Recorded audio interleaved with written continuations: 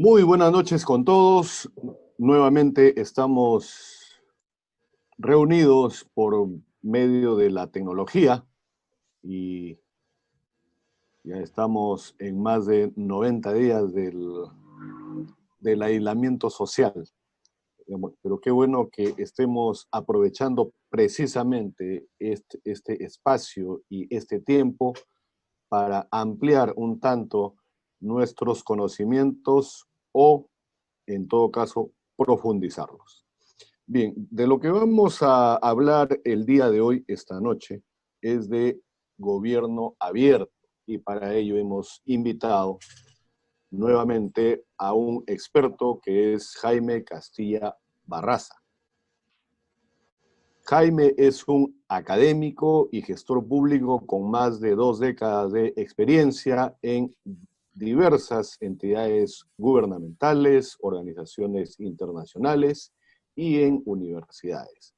Ejerce también la docencia universitaria y ha laborado en 8 ministerios viendo temas de planificación, gestión social, puntualmente en temas de conflictividad y en comunicación. Los dejo con Jaime Castilla Barraza. Adelante, Jaime. Bien, doctor, buenas noches con todos y nuevamente un gusto estar presentes.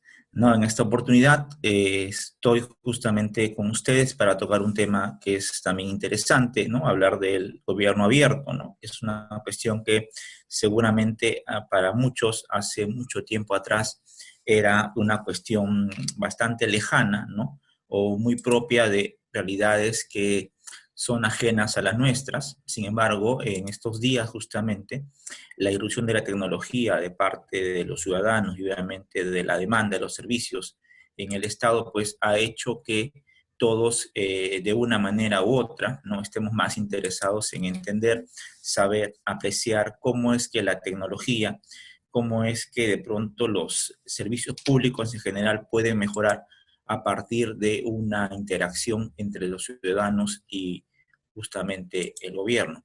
Entonces, vamos a hacer la presentación. Voy a tocar 4 puntos dentro de esta noche, ¿no? Son 4 temas que voy a tocar y en particular la idea es que vamos a ver justamente qué entendemos por un Estado moderno, o sea, hacia dónde apuntamos, qué entendemos por datos abiertos, ¿no? Cómo es que se relacionan con esto del gobierno abierto. Vamos a comentar un poco también sobre gobierno digital y finalmente vamos a hacer unas reflexiones en torno a las ventajas, desventajas, los retos que supone justamente el hablar del gobierno abierto. Entonces, la idea principal es que podamos entender en principio lo siguiente, ¿no? Que justamente estamos en la búsqueda de un Estado moderno. Y esto no es nuevo ni reciente, ya ha habido bastantes avances en el país también en cuanto a materia normativa sobre todo, ¿no? Con respecto a qué entendemos por esto del gobierno moderno, un Estado moderno, ¿no? Y cómo es que las tecnologías también nos ayudan justamente a hacer de este Estado mejor, de este Estado hacia los ciudadanos. Entonces, una de las cuestiones que también tenemos que comenzar a ver es lo siguiente, ¿no? Es entender también que un Estado moderno, justamente hay un esquema bastante conocido por muchos, ¿no? Los que trabajamos en gestión pública, esta normatividad que salió de la PCM, ¿no? Ya en el año, hace bastante tiempo, unos años atrás, con respecto a los 5 pilares, ¿no? Con respecto al Estado moderno, ¿no?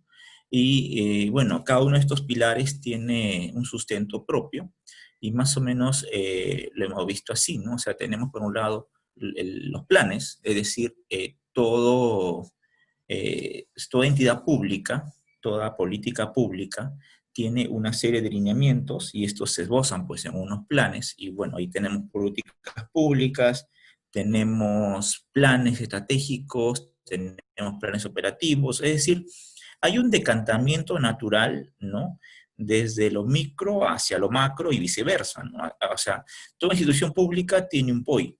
Sobre la base de eso justamente trabaja con su presupuesto.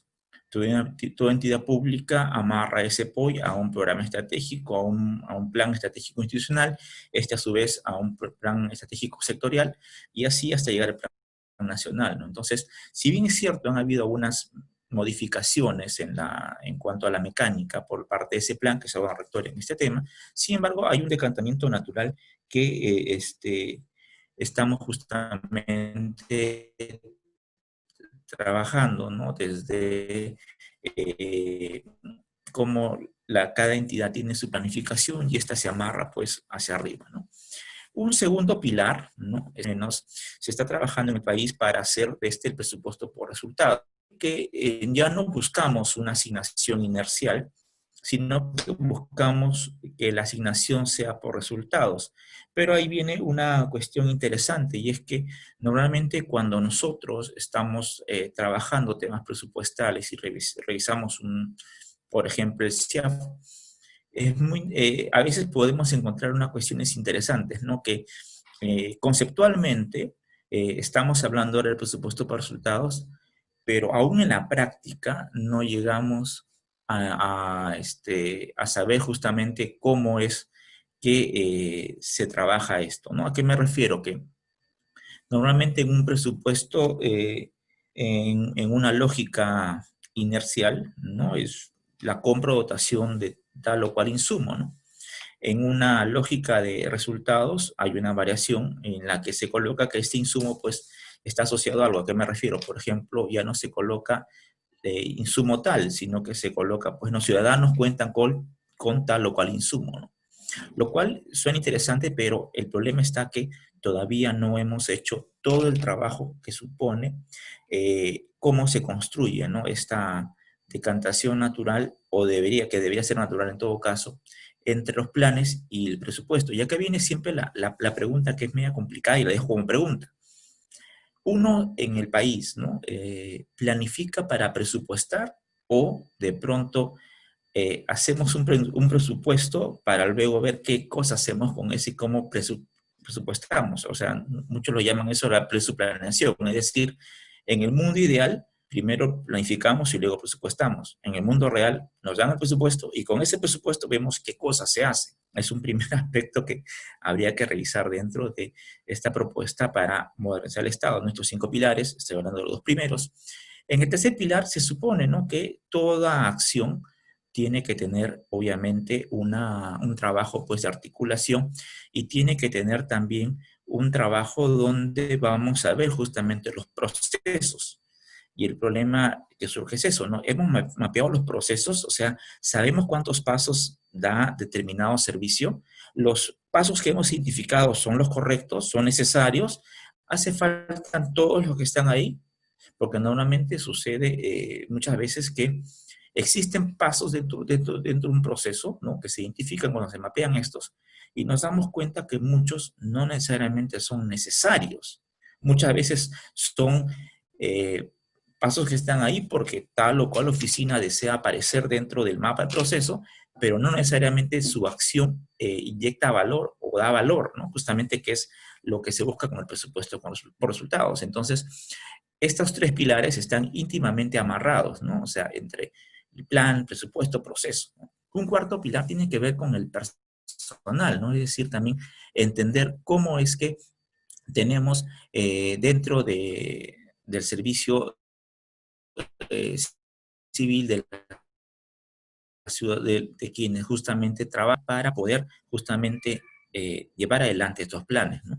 Y ahí, bueno, lo que está bosquejado es lo que ya muchos hemos conocido y todavía no hemos avanzado mucho en el país con respecto a la ley de servir, ¿no?, y su implementación, que es un tema pendiente, y obviamente seguramente habrá que seguir revisándolo. Y por último, dentro de los 5 pilares tenemos esta de la performance, ¿no? Es decir, estos sistemas de información, seguimiento, evaluación, gestión de conocimiento que debemos tener para ver si efectivamente hemos cumplido los indicadores que poníamos en los planes, ¿no? Entonces, si nos damos cuenta en esta revisión de estos 5 pilares del Estado moderno, pues se entiende que hay una relación entre cada uno, ¿no? La importancia entre uno y otro es relativamente básica, entenderlo, ¿no? Ahora, estos pilares, a su vez, tienen una correspondencia con tres ejes, ¿no? Justamente que también están planteados y que suponen un trabajo también de articulación entre cada uno de ellos, ¿no? Perdón, tengo un problema aquí con el... Ok, los ejes. Tenemos tres ejes. Estos tres ejes justamente nos hablan, ¿no? De cómo es que tenemos, a ver, me adelanté. ¿Cómo es que tenemos un gobierno articulado, un gobierno electrónico y un gobierno abierto, ¿no? Básicamente todo el eje de articulación tiene que ver con esta correspondencia que debe haber entre el gobierno nacional y los gobiernos regionales y gobiernos locales, ¿no? El gobierno electrónico, eso es algo que mucho ya se está avanzando. Hay muchas entidades que ya brindan servicios digitalizados, pero necesariamente, y esa es una pregunta también, ¿no? El gobierno electrónico significa digitalizar los servicios tal cual están. Es una pregunta también que hay que hacernos, porque la idea está que si tenemos un gobierno articulado, o sea, capaz de tener acciones conjuntas entre los diferentes niveles de gobierno, esto apoyado en la tecnología realmente nos da un gobierno abierto. Es una pregunta justamente que hay que plantearnos porque el gobierno abierto supone más desafíos, exacto, que solamente tener digitalizados los servicios. Y a su vez, de nada sirve tener los servicios digitalizados si no estamos en capacidad en los diferentes niveles de gobierno de brindarlo. Porque la idea es que en esta lógica del gobierno abierto, que sea el ciudadano quien esté al centro justamente de todo el accionar del Estado y obviamente del gobierno, ¿no? Entonces, esos son los elementos básicos para entender justamente a qué nos estamos refiriendo con gobierno abierto. Ahora, en el horizonte 2021 está planteado el gobierno abierto como un desafío para Perú, pero también tengamos en cuenta que en el escenario internacional también tenemos una meta al 2030 con los objetivos de desarrollo sostenible, ¿no? Y estos objetivos, bueno, son 17, están planteados, tienen una serie de desafíos, ¿no? Y esto nos lleva justamente a entendernos, ¿no? De que hay una progresión en donde necesariamente vamos a tener que trabajar en un sentido cada vez más óptimo hacia cada uno de estos. Y es un desafío también para cada país. Ahora, en el contexto que estamos actualmente, cuánto de esto se puede avanzar, cuánto se ha tardado, cuánto se podría tardar más, es algo que tendríamos que ver definitivamente en conjunto, ¿no? Ahora, hay unos principios también, ¿no? Que tiene el gobierno abierto como tal, ¿no? Algunos hablan de tres, otros hablan de cuatro, pero más o menos coinciden, ¿no? Estas posiciones en entender que el gobierno abierto tiene una clara intención de transparencia. Es decir, la gente está en capacidad, el ciudadano está en capacidad de entender lo que hay porque existe data que está justamente abierta, ¿no? Valga la redundancia, que se puede acceder a ello libremente y que no hay mayor eh, determinación o obstáculo de parte del gobierno para brindarlos. La información pública transparente, ¿no? ¿Se ha avanzado? Sí, actualmente, salvo por ahí algunos que están generando excepciones, pero los funcionarios públicos tienen el deber de presentar su hoja de vida y cualquier vinculación que tengan para justamente deslindar responsabilidades de eventuales contrataciones con el Estado, etcétera, etcétera, ¿no? Pero es un aspecto simplemente. Hay otros más también que la idea es que este tipo de elementos, cuando se habla de transparencia, pues permite un control ciudadano acerca del gasto público y también de las decisiones que se están tomando en el país. Un segundo elemento que se entiende que, ok, si el gobierno es transparente, por lo tanto debería de promover la participación, es decir, que podamos los ciudadanos, ¿no? Todos y cada uno sin excepción, participar también en la toma de decisiones. Y no estoy hablando de consultas populares, no, no, no. En la propuesta metodológica que supone el gobierno abierto, tendríamos también que estar en la capacidad de poder contribuir los ciudadanos con opiniones sobre las políticas que justamente se esbozan para poder formar parte de la toma de decisiones, ¿no? O plantearlas como alternativas.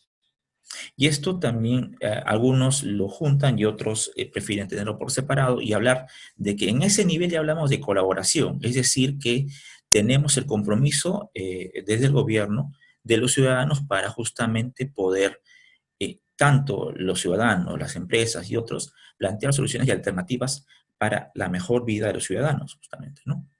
Un cuarto pilar de gobierno abierto es con la rendición de cuentas, es decir, que existan mecanismos lo suficientemente claros que puedan permitir a las autoridades electas o funcionarios designados para poder tener el ejercicio, ¿no?, de poder público y ver justamente cómo se hace el gasto de los recursos fiscales, ¿no?, que dicho sea de paso son de todos los peruanos, ¿no?, en el caso particular nuestro, y que entendemos que estos cuatro pilares deberían ser los que nos dan lugar a entender este gobierno abierto, ¿no? Otro aspecto importante también a considerar dentro de en la lógica de lo que supone el gobierno abierto es también entender lo que significan pues los datos abiertos, ¿no? Entonces, nosotros cuando estamos hablando de datos abiertos, hay que tener en cuenta que es un concepto interesante, es un concepto tampoco es nuevo. La tecnología ha obligado a muchos, ¿no?, gobiernos a entender, a hacerlo y sobre todo comenzar a esbozar, ¿no?, desde la tecnología justamente cómo es que podemos tener los ciudadanos la capacidad de poder fiscalizar, de poder supervisar, de poder ser partícipes de la toma de decisiones, si es que obviamente tenemos la información. Un aspecto clave aquí es que, y lo vemos quizás ahora más seguido, en el caso de lo que tiene que ver con la pandemia, en nuestro país, justamente son los datos que publica, por ejemplo, el Ministerio de Salud. En este caso, lo que plantea, ¿no?, el gobierno abierto es la necesidad de que los datos estén abiertos. Y esto significa una serie de elementos que vamos a ver a continuación. En principio, entendemos que son pilares del gobierno digital, ¿no?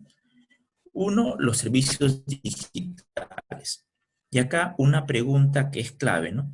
¿Cuál es la idea? La idea es que los servicios conforme sean transformados en digital y por lo tanto puedo decir que están los servicios digitalizados o son servicios digitales. Es una primera pregunta. Recuerden que hace un momento, para los que recién se conectan, hablábamos que un pilar justamente del gobierno, del Estado moderno, es justamente el hecho que se pueda contar con procesos claros de cómo son cada uno de los servicios que se brindan. Entonces, si nosotros estamos hablando de servicios digitales, debemos entender que no nos estamos refiriendo necesariamente a que los servicios tal cual están hoy sean convertidos por la tecnología en un servicio digital que a la larga no va a ser funcional o va a tener los mismos vicios.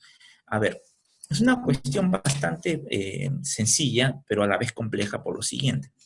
¿A qué me refiero?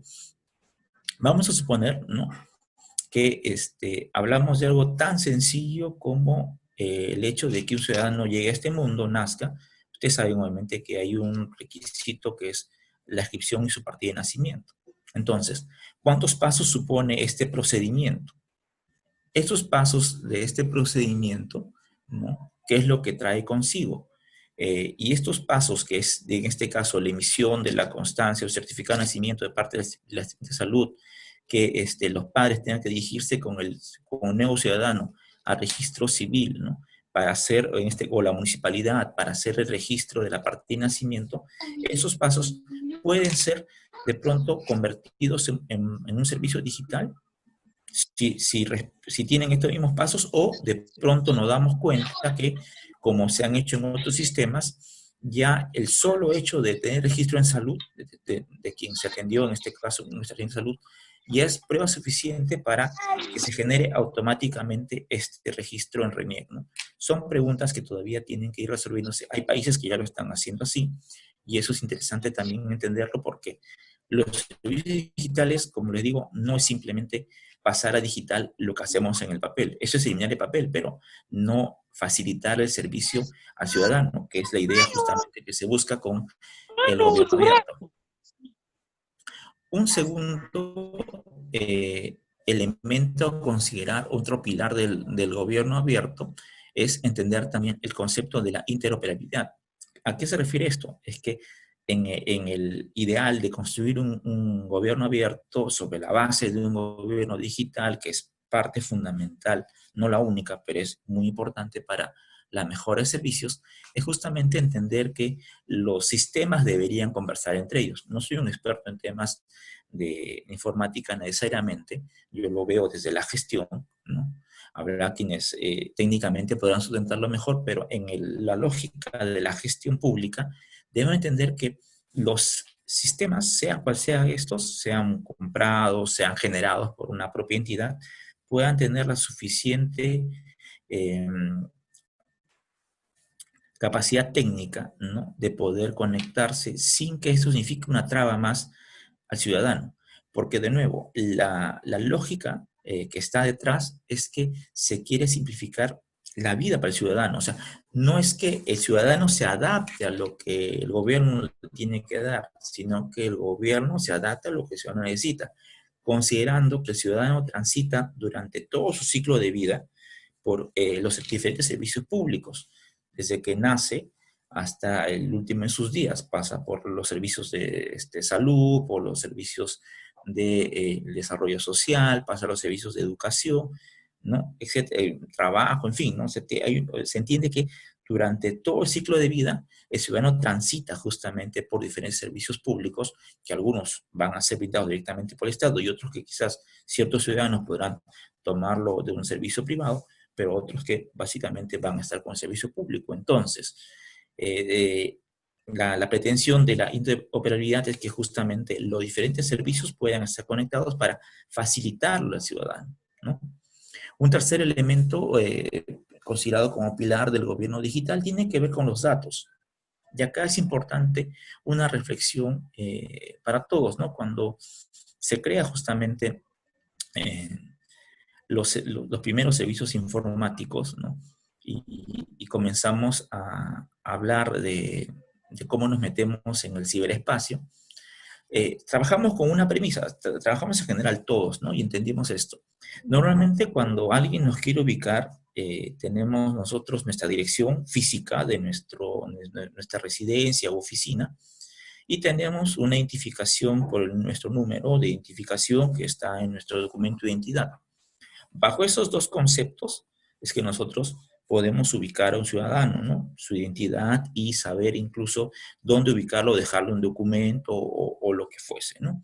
Entonces, primer elemento, cuando se crea justamente toda esta cultura, ¿no?, digital, se hizo un equivalente, ojo, ¿no? ¿Qué es el email? Justamente es como tu dirección física, pero es una dirección electrónica. Y lo que tú diste para la seguridad, obviamente fue un código, ¿no? Un password. Y ese es un número que tú manejas, ¿no? Igual que tu número de DNI. ¿Me dejo entender? Entonces, esos dos datos eran suficientes para que tú puedas identificarte y comenzar a operar en el ciberespacio. Pero obviamente hoy nos damos cuenta que esos datos no son los únicos que necesitamos para evitar justamente que el pilar siguiente, ¿no? Identidad digital. ¿Cómo identificamos al individuo de otros? Entonces, la premisa con la que partimos inicialmente con los datos, ahora quedan más cortos, ahora hay mucha más información y es muy posible que ya hablando de identidad digital, necesitemos también nosotros conocer muchos otros más, ¿no? O sea, cómo es que de pronto tenemos dentro de esta lógica de datos abiertos, tener toda la gama, ¿no? De tener estos datos que son puestos a disposición del público y que pueden ser usados, reutilizados, redistribuidos, ¿no? Como dice Naciones Unidas en su Carta Internacional de Datos Abiertos, ¿no? Entonces, tener servicios digitales que sean interoperados, que sean estos datos, que sean puestos a libre uso de los ciudadanos, es una aspiración del gobierno digital y los datos abiertos son justamente un punto de quiebre aquí, ¿no? Otro aspecto que vamos a tratar también tiene que ver con estos tres elementos que deberían permitir los datos abiertos como tal, ¿no? Hay una cuestión que está detrás, ¿no? Y es que, como decíamos, no estamos hablando de convertir lo físico en digital. No estamos hablando de eso. Estamos hablando de remapear los procesos no en función de las entidades que lo brindan, sino de los ciudadanos que necesitan para ver justamente cómo es que se mejora el servicio para ellos, ¿no? Un aspecto fundamental es que los datos abiertos deben permitirnos acceder, ¿no? Es decir, formatos digitales que puedan ser de fácil uso para los ciudadanos, para que esos datos también se puedan utilizar, ¿no? En este caso, que estén trabajados de modo tal que podamos, ¿no?, entender cualquier ciudadano con la capacidad suficiente, obviamente, para poder trabajarlos, ¿no? Porque la idea es que estos datos también se puedan compartir. Para ello, un concepto interesante que está detrás es el tema que hay una certeza jurídica e integridad de los datos, es decir, que estos sean verdaderos y que obviamente se puedan utilizar sin mayor dificultad.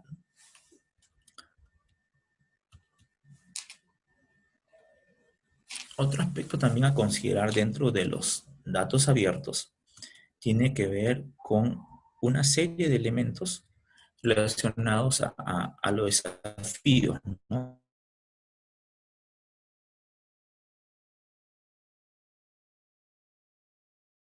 Podemos construir a partir de tres aspectos fundamentales, ¿no?, que son claves justamente. El primer desafío de los gobiernos para implementar esta cuestión clave de los datos abiertos tiene que ver con la regulación, ¿no? O sea, leyes que brinden acceso a la información, leyes que permitan justamente que se liberen los datos, ¿no?, que se fomente la liberación de datos y que a su vez tengan excepciones, ¿no? Porque, o sea, lo que se conocen son los números. Obviamente no se viola ni se puede ni siquiera imaginarse uno que se atente contra la privacidad, contra la confidencialidad o la propiedad intelectual. Son elementos que definitivamente no pueden estar o no pueden ser trastocados, ¿no? Es importante que esta regulación tenga esa flexibilidad, pero obviamente también brinde el soporte necesario para que salvaguarde esta integridad de los datos en cuanto a estos aspectos de propiedad intelectual, de confidencialidad y de privacidad que el ciudadano también necesita sobre esa información.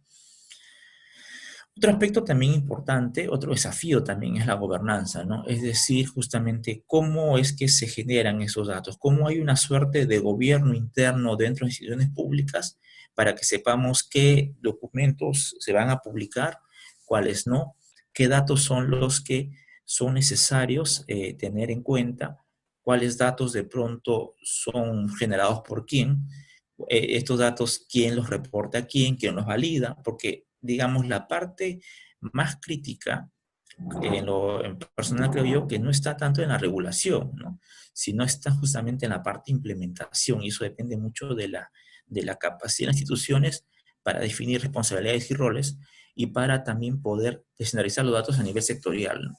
Y aquí la cuestión viene y la inquietud también viene por el lado siguiente. Ok, pensamos solo en el gobierno central, en los ministerios, pensamos en todas las entidades públicas de los ministerios, estamos pensando en los municipios, estamos pensando en los gobiernos regionales. O sea, hay que ver justamente cómo es que esta dimensión, ¿no?, este desafío de los gobiernos para implementar datos abiertos, nos trae justamente desafíos internos para generar unas rutinas, unas dinámicas que permitan que esta sana costumbre, por llamarlo así, nos pueda dar más y mejores resultados. Ahora, hay quienes justamente cuando se les plantea este asunto del gobierno digital, consideran que en el caso nuestro, el problema no es tanto tecnológico, ¿no? Porque, digamos, hay quienes dicen que 1 año, 2 años se podría implementar, pero el problema no es la tecnología, el problema es la cultura. Es decir, cómo hacemos para que los diferentes servidores y funcionarios públicos comiencen a digitalizar servicios. Hay muchas entidades que lo han hecho, ojo. Hay portales donde ustedes pueden ver los miles de servicios que ya están digitalizados. El problema no es ese, de nuevo. El tema no es que mapeemos los procesos y los pasemos a digital, ojo, el problema está de que cómo hacemos que los diferentes servicios miren al ciudadano como centro. O sea, en la lógica del gobierno abierto, más allá de la parte tecnológica, tiene que ver con que evitemos que el ciudadano vaya a un mismo lugar por un mismo trámite 3 o 4 veces, o que sea el ciudadano quien traslade la información de un lugar a otro, cuando se entiende que el gobierno debería tener la capacidad de tenerlo para sí. ¿A qué me refiero? ¿A quién de ustedes no les ha pasado que para un trámite tiene que sacar N veces una partida de nacimiento, cuando tranquilamente se entiende que el gobierno tiene esa información? Ahora, hay unos principios que están detrás, ¿no? Uno de ellos justamente es este, ¿no? Que es una sola vez. O sea, la idea es que se le pida al ciudadano una sola vez. Y ese una sola vez debe permitir que entre los sistemas, justamente, sean capaces de generar estos datos y tener un registro justamente de los mismos. Por eso es importante el desafío de la regulación y también el desafío de la gobernanza, es decir, cómo se organizan cada una de las autoridades de diferentes niveles de gobierno y diferentes sectores para poder brindar servicios al ciudadano. Otro desafío también tiene que ver con la tecnología, ¿no? Y eso es algo, obviamente, que hay también bastantes interrogantes sobre la brecha digital que tenemos en el país. Aquí, básicamente, el mayor desafío está justamente en dos cosas, ¿no? En el capital humano, o sea, que que las diferentes entidades públicas tengan la capacidad suficiente, no solo de crear aplicativos, no solo de digitalizar los servicios, sino antes que eso, pues, pensarlos y también tener este trabajo de, pues eso lo decía al principio, ¿no? Un eje importante del Estado moderno es la articulación. Si estamos articulados para los servicios, entonces tenemos que tener la capacidad suficiente de entendernos, ¿no? Y por eso es importante que el capital humano maneje tecnología, pero que también haya esta capacidad de gestión para que puedan justamente mejorar los servicios hacia el ciudadano.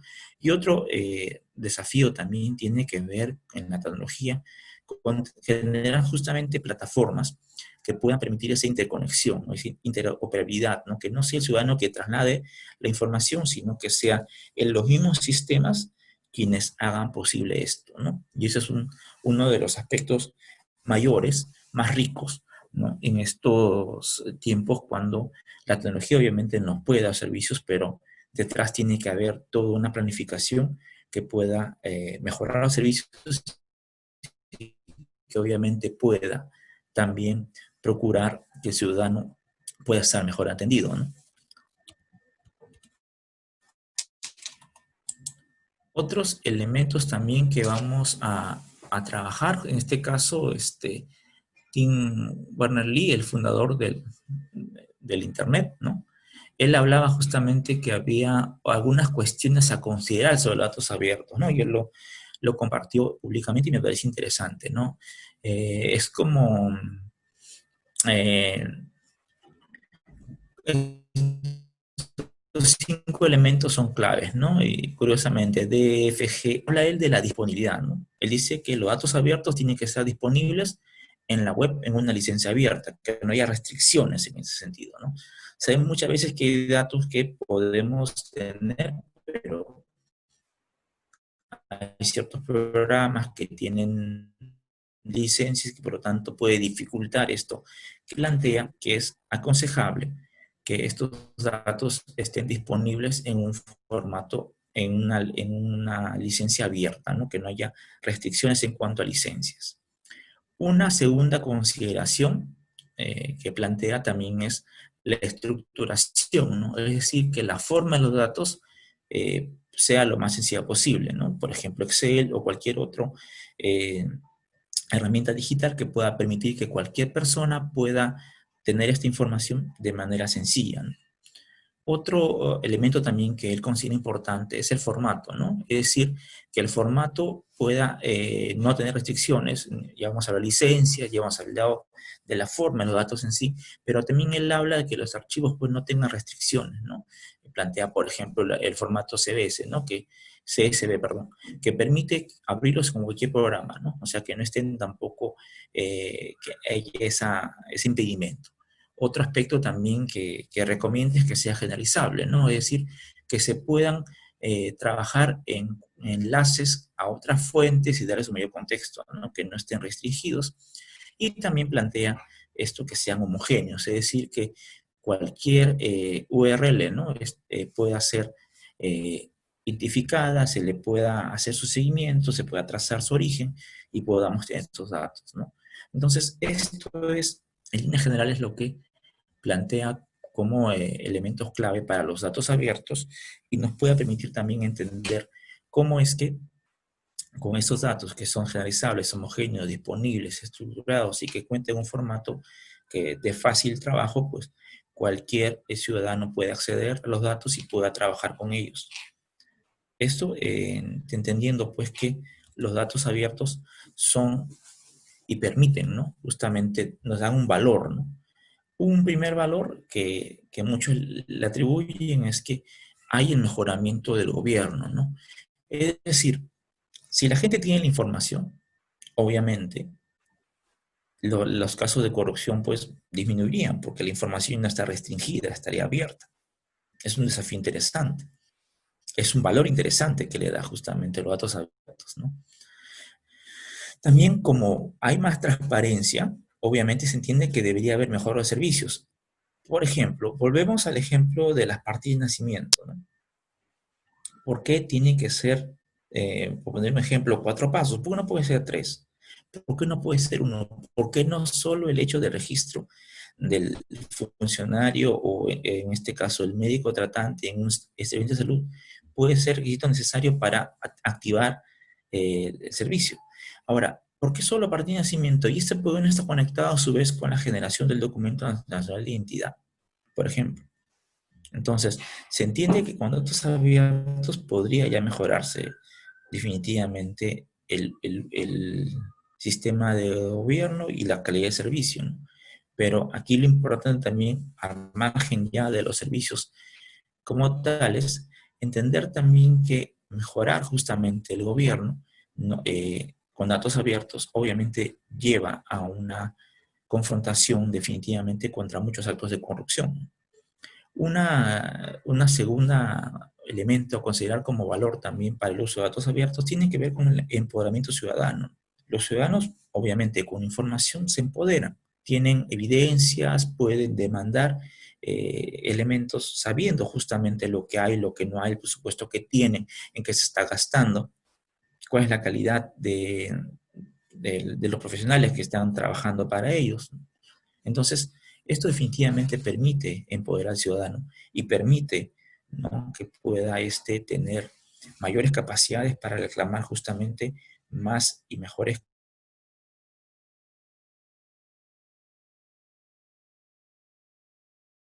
Tiene que ver con la solución de problemas públicos. Y acá una cuestión bastante llamativa, ¿no?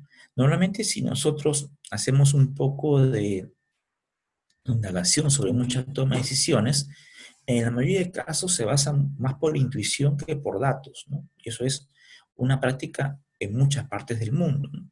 Hubo un caso justamente de una fiscal en Estados Unidos que tenía el problema, ¿no?, de que la tasa de delincuencia que tenía que afrontar era pues superior al 60%, ¿no? Sin embargo, en un par de años, usando datos, pudo bajar la incidencia hacia cerca del 30%. ¿Y cómo lo hizo? ¿Cuál fue el truco? Bastante sencillo, ¿no? Comenzó a tener, en lugar de tener archivos por cada criminal, comenzó a generar una base de datos, ¿no? Y de modo tal que pudo identificar tipologías de crímenes, tipologías de criminales, etcétera. Entonces, hizo una articulación también con los jueces para que sepan cuáles eran el perfil, porque finalmente le hicieron el juez, ojo, pero para que sepan justamente cuáles eran los tipos de perfiles de delincuentes que eran más propensos a volver a delinquir frente a otros, ¿no? De modo tal que con el mismo presupuesto que tenía, pudo mejorar el servicio, redujo la delincuencia, encarceló a más gente que sí debería estar en la cárcel y dejaba bajo otras condiciones judiciales, ¿no?, a quienes habían infringido la ley, pero de pronto no eran considerados como de alta peligrosidad, ¿no? Entonces, eso permite solucionar problemas públicos, ¿no? O sea, tener datos permite tomar mejores decisiones también. Y también creamos mejores oportunidades para el ciudadano, ¿no? Porque con información justamente se puede, o sea, obviamente, si tenemos información de mercado, los ciudadanos o de producción o cualquier dato de esto, seguramente vamos a poder saber en qué invertir, ¿no? Y no estar de pronto haciendo de una determinada intervención un estudio ad hoc, cuando de pronto puede haber información interesante. El problema es que una escasez que vemos normalmente es que muchos datos todavía están restringidos y los datos que hay no están del todo actualizados, ¿no? Entonces, estas cuatro aportes en cuanto al valor de datos abiertos de la Universidad de Nueva York justamente nos hace que pensar, ¿no? Que estos datos abiertos, que si nos permiten justamente mejorar el gobierno, empoderar al ciudadano, solucionar problemas públicos, porque una cosa es tomar decisiones con información y otras por intuición, y también crear mejores oportunidades para los ciudadanos sobre la base de la evidencia que existe, ¿no? Ahora, nos adentremos al gobierno digital, ¿no? Y aquí hay unos elementos interesantes de Estonia, ¿no? Solamente muchos conocen el caso, solamente para recordarles brevemente. Estonia es el primer país digitalizado en el mundo, ¿no? Tras bueno, es un país pequeño también, inventaron el Skype, ¿no? Y generaron toda una serie de dinámicas, de rutinas, de ejercicios centradas en el ciudadano. Y justamente lo que ellos buscaron fue optimizar sus servicios, ¿no? Invirtieron mucho en absolutamente todo digitalizado, salvo tres trámites, ¿no? El matrimonio, el divorcio y la compra de bienes, ¿no? En los demás casos, todo es digital. Todo está, es más, cada uno tiene una carpeta personal, ¿no? Donde tiene pues todos los servicios que requiere, puede hacer compras en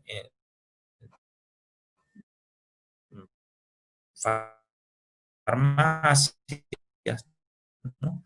Desde su computadora y recogerla en cualquier farmacia eh, a la que puede asistir. Incluso ya tiene también como ser un modelo, ¿no? Aunque el asunto está que intenta hacer lo mismo, porque son situaciones también completamente distintas. En el caso de América Latina, pues Uruguay es uno de los países que más ha avanzado en ese tema de gobierno digital, y los demás países también estamos en la medida de posibilidades, pues mejorando servicios públicos y tratando de que estos entren a la dinámica del gobierno digital. Aunque, como les digo, digitalizar servicios no es necesariamente hablar de gobierno digital, eso es una cuestión a considerar. Entonces, tenemos algunas aproximaciones conceptuales, ¿no? Para la OSD, por ejemplo, las TIC el uso de las TIC, ¿no? En el marco de las estrategias de innovación del Estado, son justamente las que permiten crear valor público, y son estas las que nos pueden hablar de gobierno digital.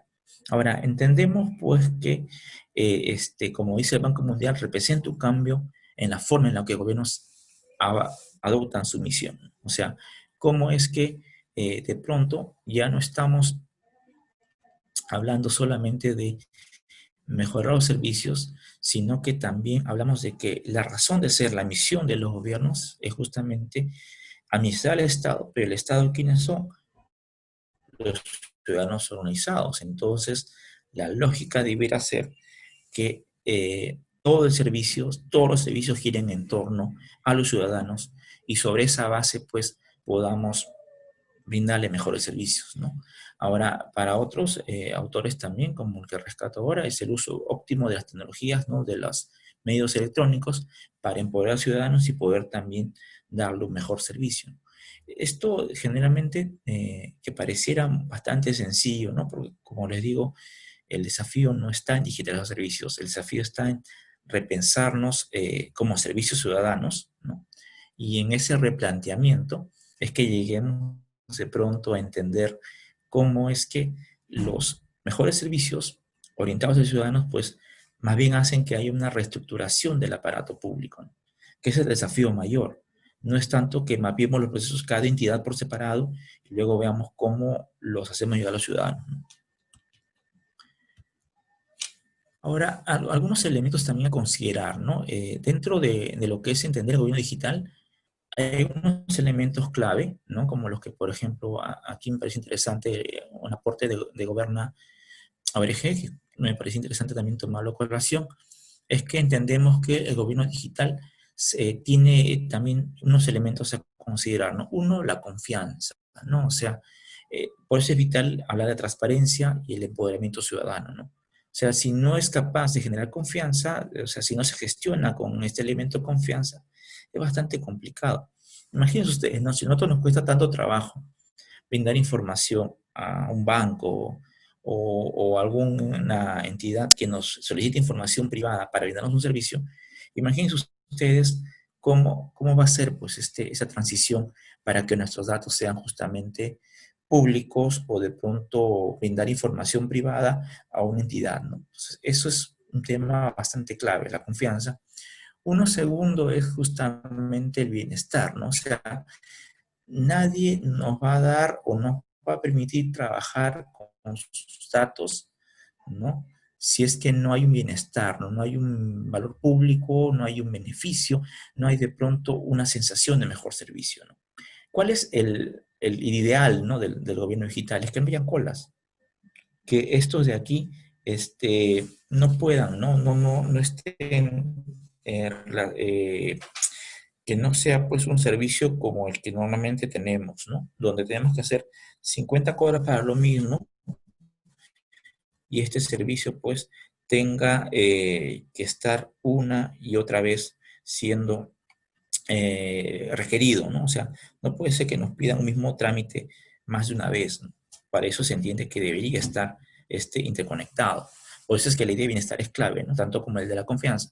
Otro elemento también tiene que ver con la inteligencia, es decir, si el gobierno tiene los datos, si el gobierno tiene esta capacidad de administrar la información, entonces entendemos que debería tomarse mejores decisiones y que debería también diseñarse políticas públicas basadas en evidencia.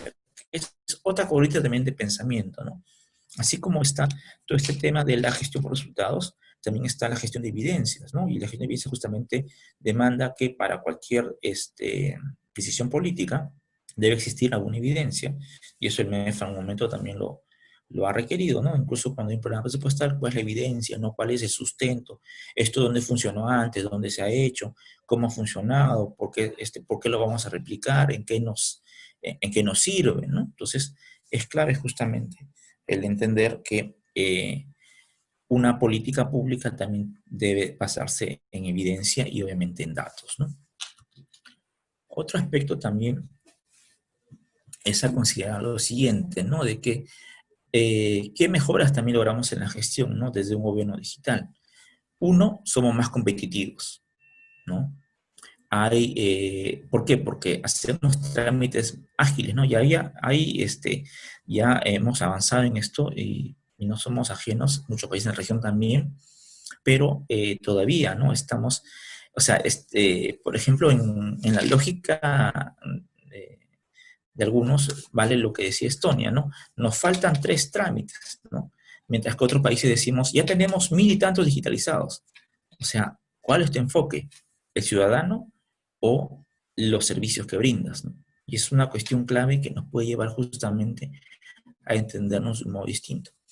Otra mejora también en la gestión es el buen gobierno, ¿no? ¿Por qué? Porque al tener mayor información podemos también mejorar los procesos, ¿no? Pero también hay una cuestión detrás, es que los procesos también es un pilar fundamental dentro de la modernización del Estado. Entonces, si no somos capaces de modernizar el Estado a partir del mapeo de procesos, entonces, ¿cómo podemos mejorarlos? Y entendemos que con las tecnologías podremos permitirnos hacer un mejor trabajo. Un tercer aspecto que también es recurrente, ¿no? Es el tema de transparencia, porque accedemos justamente a información y podemos evitar pues la corrupción, ¿no? Que es una cuestión que hemos conversado también en su momento. Otro aspecto también, otra mejora es el tema de la calidad de servicio, ¿no? Es decir, al acceder a la información, definitivamente vamos a mejorar, ¿no? La performance ciudadana, o sea, vamos a poder tener ciudadanos que exijan justamente lo que deben, sepan lo que les corresponde y puedan en ese sentido pues tener una mayor calidad de servicio de parte del gobierno, ¿no? Otro aspecto también tiene que ver con innovación, ¿no? Es decir, obviamente con información vamos a poder generar mejores negocios, ¿no? O sea, no sé, sea cual sea el rubro de interés de un ciudadano en invertir, el problema de ahora es que la información no siempre está actualizada, no siempre está a tiempo. Entonces, la idea de tener justamente la información digitalizada es justamente que pueda facilitarse su acceso, ¿no? Como lo comentaba hace un momento, la relación de esto con los datos abiertos. Y esto que permite también el empoderamiento, ¿no? Es decir, que haya oportunidades para que el ciudadano pueda participar, que el ciudadano pueda colaborar, que también es un de cuenta. Se dan cuenta ustedes, perdón, cómo estos elementos están íntimamente relacionados, ¿no? Por eso es importante entenderlo, ¿no? El gobierno abierto, los datos abiertos, el gobierno digital, que son aspectos clave para entender cómo es que todo se moviliza, cómo es que podemos dinamizar justamente la gestión pública hacia el ciudadano. Ahora, si lo queremos ver también, ¿no? Es para muchos, ¿no?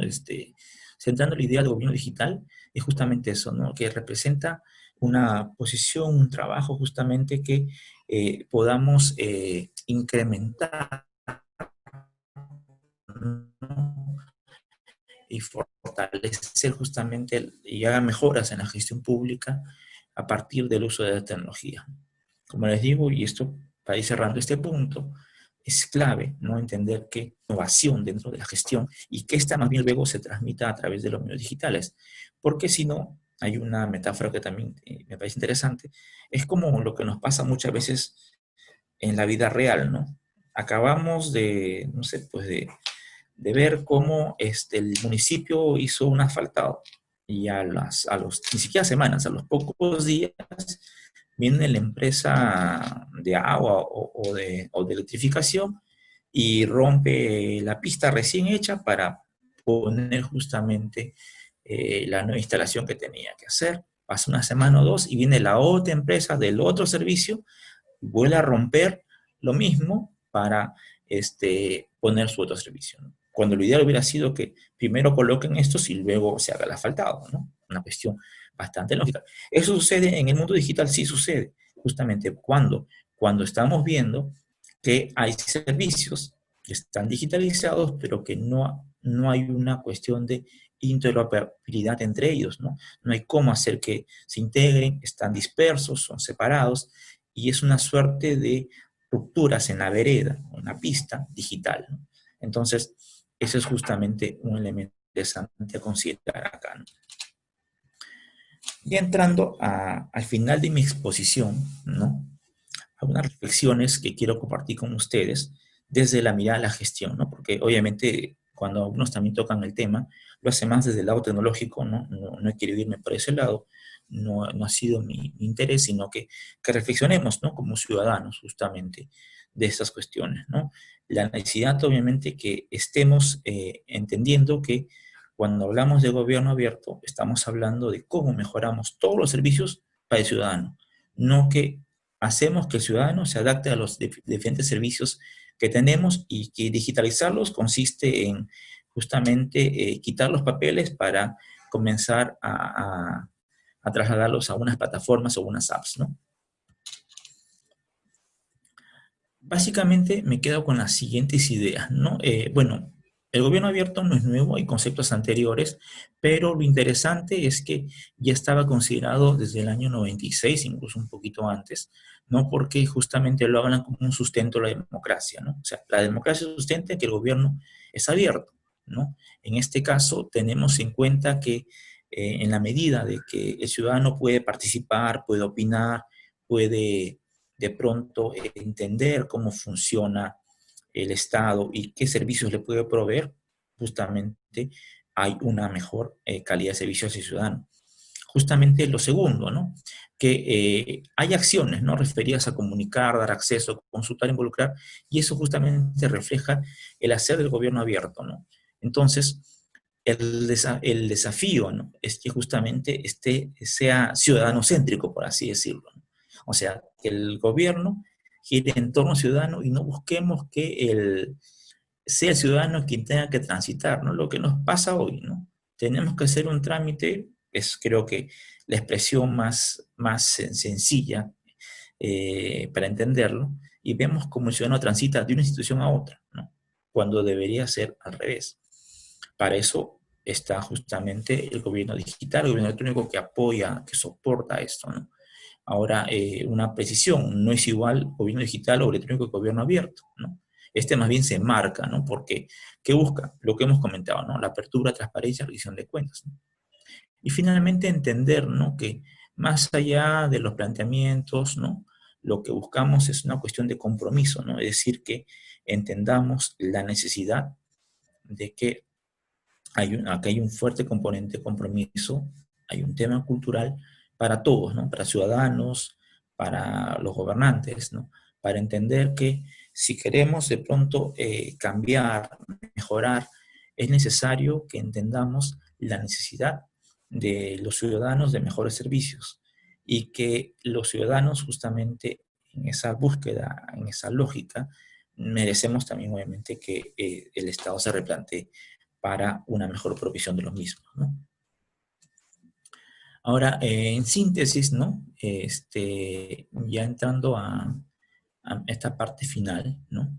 Entender también que más allá de entenderla como simplemente traslado de tecnología, ¿no? Es un paradigma, ¿no? Es interesante esta idea acerca de una interacción, ¿no? Sociopolítica distinta, ¿no? Entre los diferentes valores y obviamente entra a tallar, pues, ¿no? La democracia participativa, el empoderamiento ciudadano, la rendición de cuentas, el open data, en fin, o sea, hay tantos elementos que actualmente se habla de los mismos, pero vemos cómo es que confluyen todos, ¿no? Cuando entendemos que estos elementos no son excluyentes, sino son complementarios, definitivamente podemos entendernos también nosotros de este modo, ¿no? Bien, eso es todo de mi parte. Muchas gracias. Bueno, muchísimas gracias, Jaime. Seguidamente, por favor, las intervenciones del auditorio.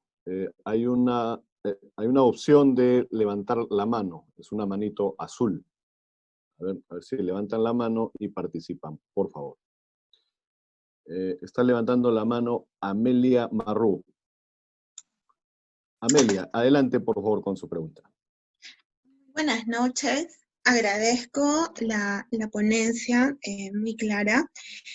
Apreciaría, por favor, nos pudiera compartir algún ejemplo en cuanto a una toma de decisión que no a partir de los datos y en cuanto a los diseños de políticas públicas. Eso con referencia al tema de gobernanza, ¿no? En cuanto a la definición de responsabilidades del manejo de estos. Muchas gracias. Ok. Jaime, adelante, por favor. Sí, justo lo decía, ¿no? Hay una serie de casos, todavía no están documentados, no ha sido interesante, pero uno de los que llamó mi atención fue justamente del sistema norteamericano que les comentaba, donde una fiscal lo que hizo fue, sobre la base de los datos, validar, ¿no? Todo el sistema conforme lo estaban trabajando y notó, ¿no? Que justamente tenían ellos, perdón, un número de personas en la cárcel que eran gente de baja peligrosidad, mientras que había muchos delincuentes que reincidían en las calles, ¿no? Y lo que me parecía interesante en el caso era que decía que pasaron de la lógica de los cuadernillos amarillos, ¿no? Con notas de cada caso y expedientes y papel, justamente a una base de datos donde pudieron sistematizar comportamientos, tipologías y también algunos casos especiales para justamente que esa información sea de uso público, de este caso los fiscales y jueces, para poder ver qué tipologías correspondían a mayor peligrosidad y cuáles no. Ahora, hay que entender que normalmente en el caso nuestro en Perú, cualquier decisión que tomamos, normalmente en lo que es inversión pública, demanda unos estudios, ¿no? Muy propios, muy particulares, pero son datos bastante restringidos a lo que nos demanda el sistema de inversiones, ¿no? Entonces, hay alguna información que se tiene. Ahora, lo que sí, y con esto creo que podemos entender un poco mejor, que muchas veces vemos que hay intervenciones que pueden superponerse una a otra, ¿no? y eso nos revela que no hay todavía una información integral, ¿no? Lo que hay es información parcial, y eso nos lleva algunas veces a cometer los errores tan domésticos como los que les comentaba, ¿no? Aquí no le ha pasado que el ejemplo que les daba, ¿no? Se acaba de faltar una vía y a las pocas días o semanas ya tenemos 3 o 4 empresas, entre ellas rompiendo la pista en el mismo lado, ¿no? Entonces, creo que eso nos revela que definitivamente todavía a nivel local, regional y otros, definitivamente tenemos que comenzar a trabajar de un modo más articulado, y eso tiene que ver definitivamente con mirar la gestión también de un modo distinto. Una, una consulta mía, Jaime. Eh, el presupuesto participativo eh, encaja en cierta forma en el gobierno abierto. A ver, esa es una muy buena pregunta. En principio sí, ¿no? Porque digamos que se entiende que hay una toma de decisiones conjunta. Eso creo que es interesante, porque una cuestión del gobierno abierto es que hablamos de la capacidad de transparentar, participar, colaborar y rendir cuentas. En ese sentido, si vemos los 4 elementos, ¿no? Podemos decir que sí, ¿no? Pero una cuestión está de que al no tener información, y creo que hay un ejemplo que ilustra, ¿no? Es como que, bueno, es una anécdota en realidad, un chiste medio cruel, pero decía que llega un director de una institución a una localidad determinada, ¿no? Una autoridad local, y bueno, y lleva una computadora, ¿no? Entonces habían 4 representantes. Entonces, para darles a todos, ¿no? A uno le dio la PC, al otro le dio el monitor, a otro le dio el teclado y al otro le dio el mouse, ¿no? Entonces, los 4 tuvieron lo que les correspondía porque participaron de ello. Pero si nos damos cuenta, pues ninguno llevó nada, ¿no? Porque, o sea, parte de un todo no es el todo, ¿no? Entonces, es importante entender que dentro del presupuesto participativo es un buen ejercicio, ¿no? En la medida de que, igual que rendición de cuentas, porque justamente se busca, ¿no? Que haya transparencia, que el ciudadano participe y que el ciudadano también pueda colaborar con la gestión, ¿no? El problema es que a veces, como esto termino esta respuesta, aún en los cabildos que se hacen en los municipios, muchas veces hay un sesgo, ¿no? Se trae a gente que favorece la gestión y no permite una crítica constructiva de cómo mejorarla, ¿no? Sí, bueno, yo hace 10 o 12 años en un distrito de Lima Sur acompañé a un flamante alcalde que recién asumía y había una suerte de asamblea o bueno, como se le llama pues una suerte de cabildo abierto, ¿no? En donde la población de esa zona o de ese sector exigían la presencia del alcalde para priorizar algunas obras públicas. Entonces, y lo que habían ellos, bueno, eh, habían visto la necesidad era de 2 obras, la de una losa deportiva y un centro de salud comunitario. Entonces, cuando se hizo la consulta, bueno, desde mi óptica, ¿no? Y desde mi sentido común, lo más urgente y lo más necesario era el centro de salud comunitario. Pero ingrata fue mi sorpresa que lo que se aprobó por amplísima mayoría, cerca del 90% contra el 10%, era que lo que se debía hacer y lo que se debía construir en el más breve plazo era una losa deportiva. ¿Por qué? Porque tenían que jugar su fulbito. Entonces, el alcalde y yo, bueno, salimos pues totalmente decepcionados, ¿no? Porque no necesariamente lo que la ciudadanía pide, lo que la ciudadanía exige es lo que realmente necesita, es lo que realmente requiere. Y para ello hace falta una educación cívica primero y una ciudadanía efectiva después, ¿no? porque no basta con bueno, levantar al pueblo, levantar las masas, pero hay que saber qué es lo que se pide y para qué se pide y cuál en un raciocinio elemental, ¿no? ¿Cuál es el costo-beneficio? Pero, pero bueno, pues a veces la gente pide cosas que realmente no necesitan, ¿no? Pero, Bueno, hay una precisión, ¿no? Y es que justamente la idea del gobierno abierto es que la gente tenga información para poder calificar la demanda, ¿no? El problema es ese, o sea, que quienes participan muchas veces son ciertos grupos, no es toda la población, no necesariamente es que la que representa, no necesariamente la población, sino hay intereses muy particulares, ¿no? Y eso lo vemos en muchos casos, en muchos ejemplos. Por eso es sí. importante calificar la demanda, o sea, que el ciudadano sepa lo que necesita y las consecuencias de no tener justamente tal o cual decisión, porque una cuestión como lo que usted comenta, ¿no? Hay ejemplos que sobran, pero que son similares me refiero, ¿no? Y eso es lamentable, porque a veces se desestiman algunas cosas en lugar de otras que podrían tener un segundo o tercer plano.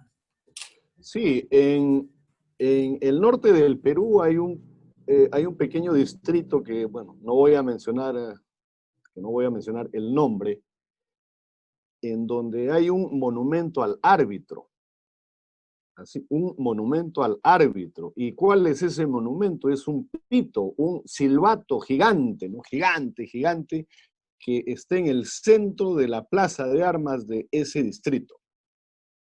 Pero sin embargo, bueno, aquella vez que visité, no tenían agua, no tenían desagüe y no tenían luz eléctrica, pero yo creo que habían entrado pues al récord Guinness con el pito o con el silbato más grande del mundo, ¿no? Que, bueno, para ellos era un monumento al árbitro.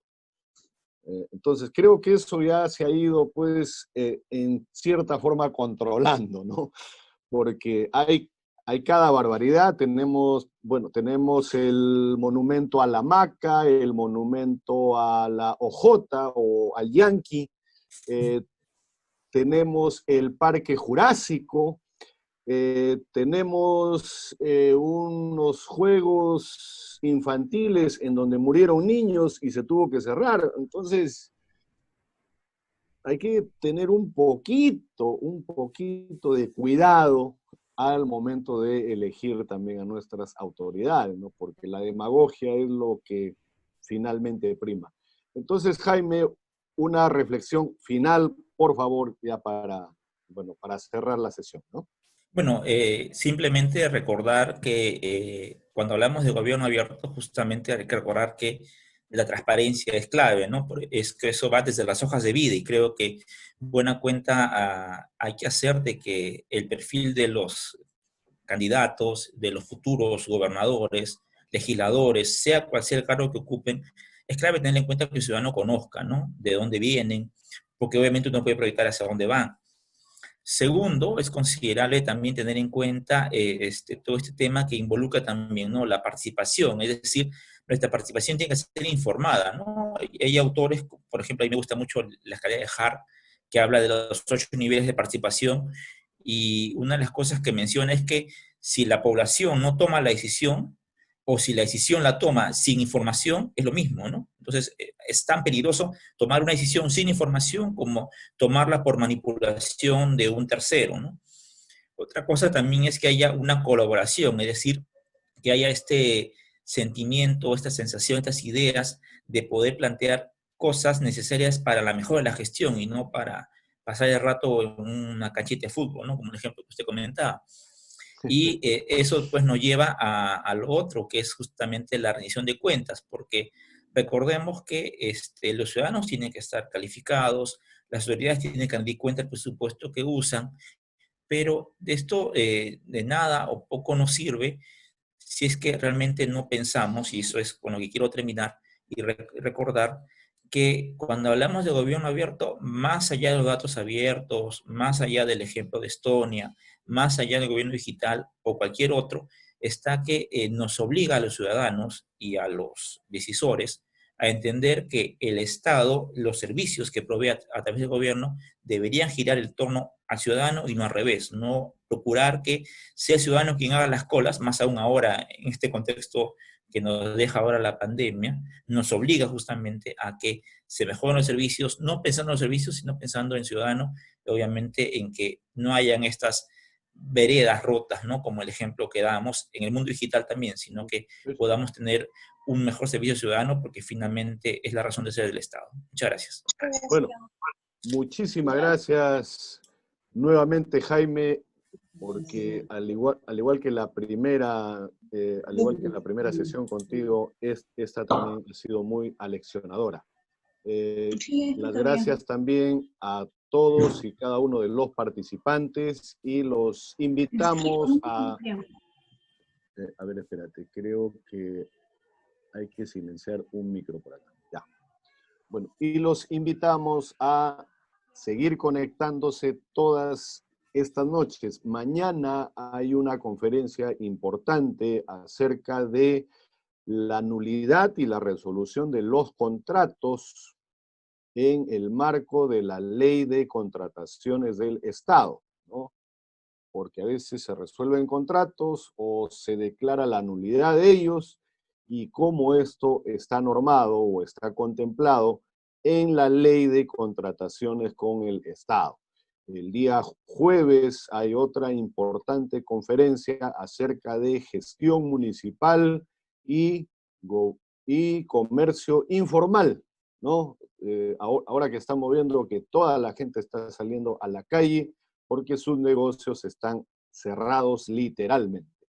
Por más que se haya dicho de que Gamarra y que Polvos Azules, Mesa Redonda, podría atender a puerta cerrada, y ya sabemos qué es lo que está pasando con esta inmovilización, ¿no? Es una inmovilización que ya ha sido bautizada como inmovilización bamba, inmovilización chicha, porque casi nadie está cumpliendo este tema. Y el día viernes, otra importante conferencia con una experta psicóloga acerca del manejo del estrés y de la ansiedad en época de pandemia y de cuarentena. Muchísimas gracias, Jaime, muchísimas gracias a nuestra audiencia. Nos estamos viendo mañana, minutos antes de las 7, y no salgan de su casa, por favor. A cuidarse. Hasta mañana.